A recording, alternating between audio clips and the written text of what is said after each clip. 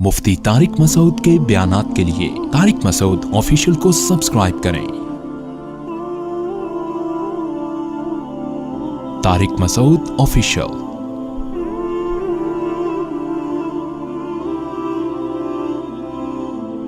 लोग इसको तो देखते हैं कि बाज़ दफ़ा कोई नेकी काम आती है, बख्शवाने का जरिया बन जाती है, इसको तो देखते हैं। ये नहीं देखते कि जैसे बाज़ दफ़ा कोई नेकी बख्शवाने का जरिया बनती है, बाज़ दफ़ा कोई एक गुनाह बर्बाद करने का जरिया भी बन जाता है। बाज़ दफ़ा कोई एक गुनाह ऐसा होता है जिसको आप हल्का समझते हो, लेकिन वो आपको बर्बाद करने का जरिया बन जाता है। नबी सल्लल्लाहु अलैहि वसल्लम ने फरमाया, इंसान बाज मर्तबा ज़बान से ऐसा कलिमा निकालता है जिसे वो बहुत हल्का समझता है, अल्लाह की नज़र में उसका वज़न बहुत ज़्यादा होता है, जिसकी वजह से वो जहन्नम के गड्ढे में फेंका जाएगा। वो इतना सख्त जुमला होता है, किसकी नज़र में? अल्लाह की नज़र में।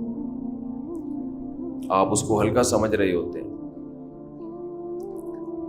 बताओ कोई शख्स सारी जिंदगी तहज्जुद पढ़े, रमज़ान के रोज़े रखे, अल्लाह के खौफ से रोता रहे, सदक़ात व खैरात करे,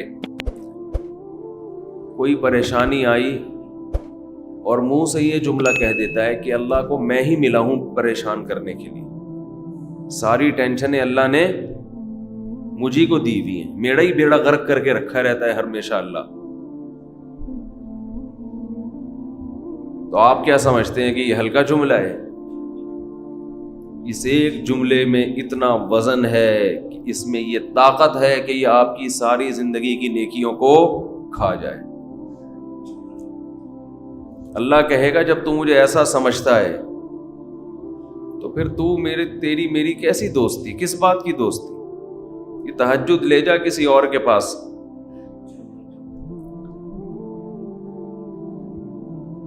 हम ये कहते हैं एक जुमला ही तो था, जबान से निकाला है।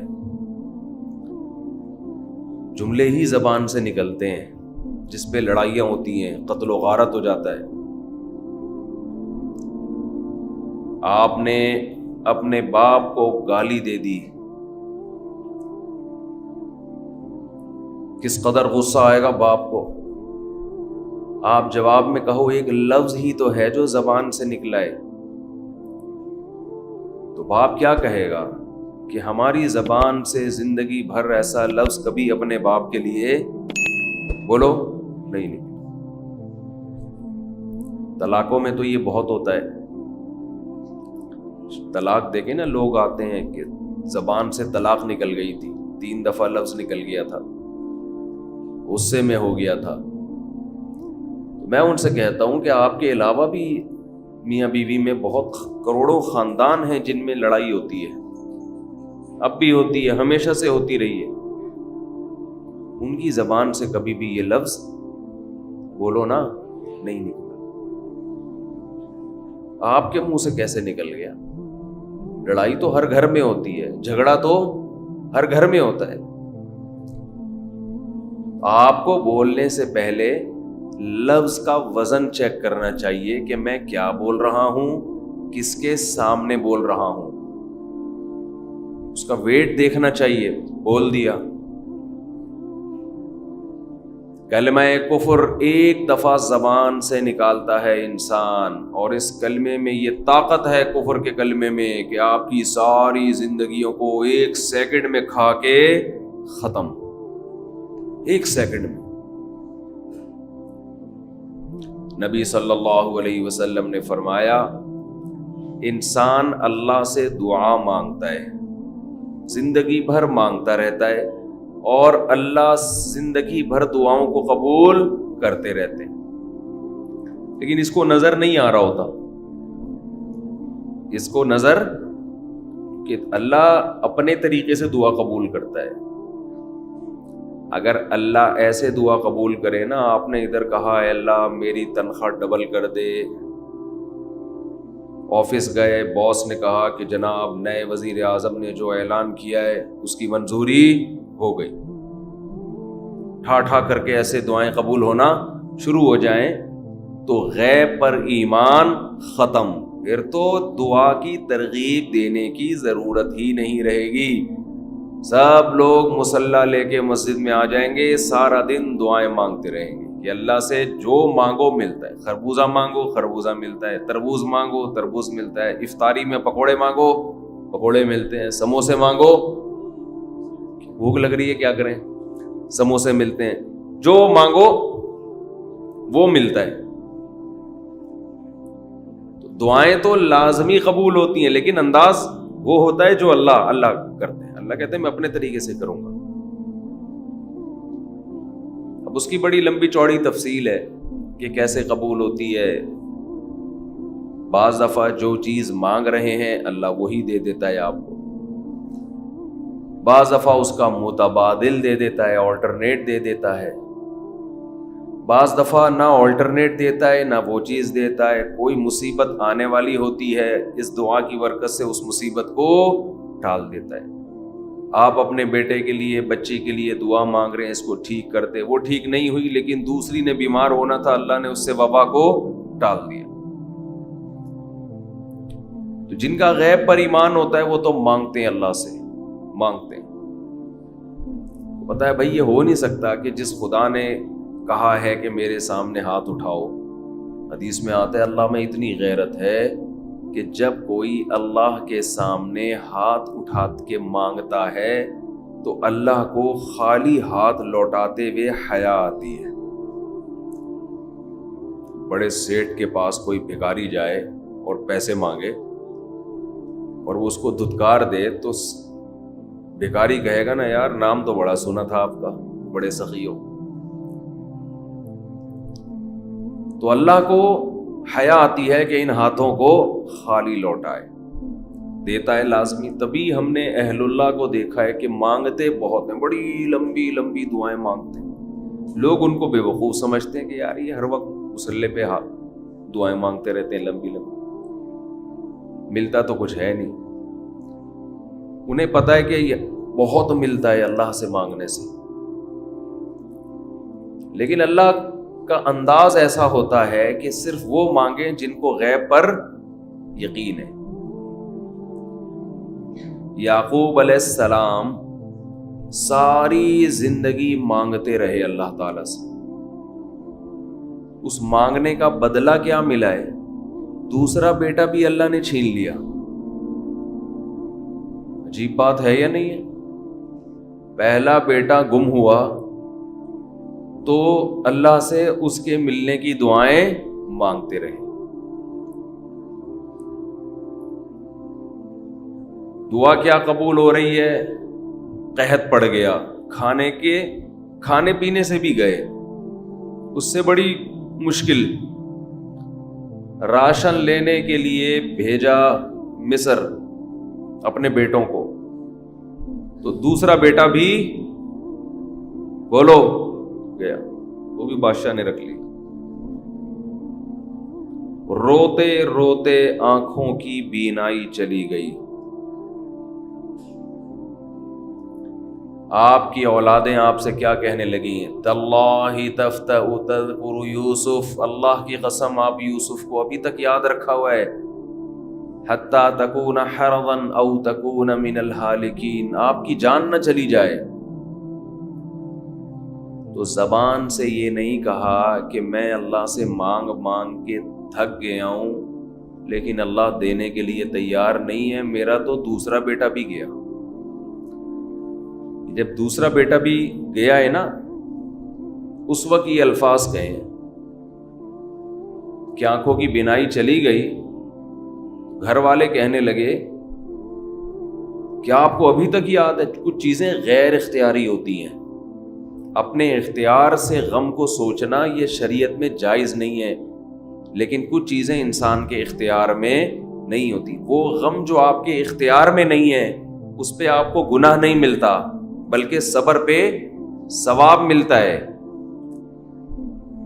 شریعت میں حکم یہ ہے کہ غم کو بھول جاؤ اس کو, ایک ہی چیز کو لے کے مت بیٹھے رہو. لیکن حضرت یعقوب علیہ السلام کو اپنے بیٹے سے اتنی محبت ظاہر ہے اس بیٹے میں بہت ساری خصوصیات تھیں. وہ جانتے تھے کہ اللہ ان کو پیغمبر بنائے گا، کہ اتنے عرصے کے بعد بھی آپ کے دل سے غم نہیں نکلا، لیکن اس غم کو لے کر زندگی گزار دی. کسی کے سامنے اللہ کی شکایت نہیں کی کہ میرے ساتھ کیا ہو رہا ہے. اور دعا قبول کیسے ہو رہی ہے کہ دوسرا بیٹا بھی گیا. بیٹوں نے آ کے بتایا کہ آپ کے بیٹے نے چوری کی تھی جس کی وجہ سے بادشاہ نے اس کو رکھ لیا. قال بل سولت لکم انفسکم امرا. باپ نے کہا تم نے جیسے پہلے ایک کہانی گڑھی تھی دوبارہ سے ایک کہانی گڑھ لی ہے. حالانکہ اس دفعہ بیٹے سچ بول رہے تھے. چوری تو نہیں کی تھی لیکن الزام لگا تھا چوری کا. تو یعقوب علیہ السلام نے دوسرے بیٹے کے جانے پہ ایک لفظ ناشکری کا زبان سے نہیں نکالا، بلکہ کیا کہا؟ انما اشکو بثی وحزنی الی اللہ وَأَعْلَمُ مِنَ اللَّهِ مَا لَا تَعْلَمُونَ. میں اپنا غم تمہارے سامنے بیان نہیں کرتا، صرف اللہ کے سامنے بیان کرتا ہوں، اور اللہ کے بارے میں وہ کچھ جانتا ہوں جو تم نہیں جانتے. کیا مطلب؟ وہ مجھے تسلی دے رہا ہے اس میں خیر ہوگی. ہمارا کام ہے مانگنا، بھکاری ہیں. یہ تو ملحد اور خدا کے منکر لوگ ہیں جو مسلمانوں کا مذاق اڑاتے ہیں کہ یہ دعائیں مانگتے ہیں اور ان کو ملتا کچھ نہیں ہے. او بھائی ہمیں اس سے غرض ہی نہیں ہے کہ رب کیسے دے رہا ہے. ہمیں اس نے پابند بنا دیا مانگو، تو ہمیں اہل اللہ کو تو مزہ اس سے آتا ہے کہ اس نے ہمیں بول دیا مانگو. وہ نہ بھی دے، مانگنا ہی ہمارے لیے سب کچھ ہے. تو میں جو بات عرض کر رہا تھا وہ یہ تھی کہ یعقوب علیہ السلام مانگتے رہے، پھر دوسرا بیٹا بھی چھن گیا. کوئی لفظ مایوسی کا زبان سے نہیں نکالا.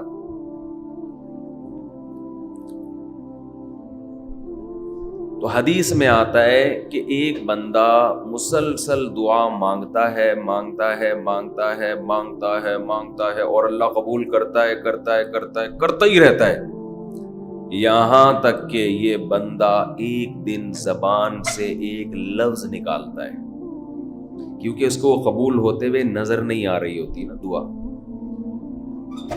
یہ زبان سے کیا لفظ نکالتا ہے کہ میں دعا مانگتا ہوں مگر اللہ قبول بولو نہیں کرتا. جیسے معاذ اللہ نقل کفر کہ یعقوب علیہ السلام اگر کہہ دیتے کہ اللہ کئی سال سے دعا مانگ رہا تھا بیٹا مل جائے، مگر تو نے تو دوسرا بھی چھین لیا، لہذا ثابت یہ ہوا کہ میں مانگتا تو ہوں لیکن اوپر والا قبول بولو نہیں کرتا. اگر یہ لفظ زبان سے نکالتے جیسے کہ آج کل لوگ نکالتے ہیں زبان سے، تو حدیث میں آتا ہے یہ جو جملہ زبان سے نکالا ہے اس کے بعد سے اللہ قبول کرنا چھوڑ دیتے ہیں. اس سے پہلے ہو رہی تھی. آپ نے یہ لفظ کہہ دیا اس کو ہلکا سمجھ کے، اللہ کے ترازو میں یہ کلمہ، یہ چھوٹا سا جملہ بہت بھاری ہے اللہ کی غضب کو دعوت دینے کے لیے. اللہ کہتے ہیں مجھے تانا دے دیا کہ میں قبول نہیں کرتا. گھروں میں جھگڑا ہوتا ہے نا، عورت کہتی ہے مرد کھلا کھلا کے تھک جائے، بیوی کہتی ہے ہاتھ تنگ کیا ہوا ہے کھلاتے نہیں ہو. بعض دفعہ آدمی کو غصہ آتا ہے کہ اب میں ہاتھ اپنا تنگ کر کے دکھاؤں گا، ونڈے نہیں لے کر آؤں. میں کہتا ہوں چنگیز خان بھی، اگر کوئی چنگیز خان کی اولاد ہے نا اس میں بھی اتنی طاقت نہیں ہے کہ بیوی کہے کہ 6 انڈے چاہیے اور وہ ان 6 کو 4 کر کے دکھا دے کہ نہیں آج 4 انڈے آئیں گے 6 نہیں آئیں گے. کوئی ہے ایسا مائی کا لال؟ کوئی ایسا مائی کا لال پیدا نہیں ہوا. تو استنبول کیسے فتح کرو گے؟ استنبول کیسے فتح کرو گے؟ سلطان محمد فاتح نے استنبول فتح کیا تھا نا. ایک بڑے بزرگ نے بڑی اچھی بات کہی کہ فرعون نے ہزاروں بچوں کو قتل کیا اور بنی اسرائیل کے نا، لیکن موسیٰ علیہ السلام جب صندوق سے نکلے فرعون نے ارادہ کیا اس کو بھی قتل کروں. فرعون کی بیوی نے کہا لا تقتلوہ، اسے قتل مت کرو. فرعون نے کہا اچھا. فرعون نے کیا کہا؟ ٹھیک، it is okay, no problem. سمجھتے ہو؟ تو یہ ہمارے لیے بڑی تسلی کی بات ہے، یہ ہمارے لیے بڑی تسلی کی بات کہ جب فرعون جیسا آدمی گھر میں فرعون نہیں تھا تو ہم اور آپ کس کھیت کی مولی ہیں یار.